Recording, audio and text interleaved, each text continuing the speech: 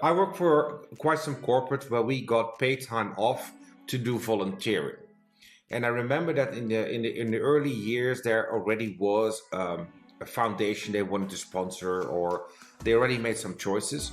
That actually didn't work because the belief system of the people within the organization were not always in sync with the charity they chose. So for us, they made a choice of, you guys are free to do it, but we expect you to spend one day in a month or one day in the 3 months to do volunteering work with your team. Yeah, and I think that's the world of what used to be called corporate social responsibility. And the challenge with corporate social responsibility is that for many businesses, it was a tick box exercise. They were motivated by looking good rather than properly aligning it to purposeful outcomes.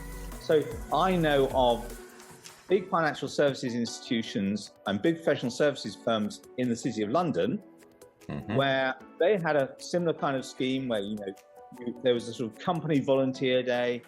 And what they do is they get people who've got extraordinary skills, professional skills, and they'd all go off and they would paint the walls of a community centre. Now, that fails on a whole series of different counts.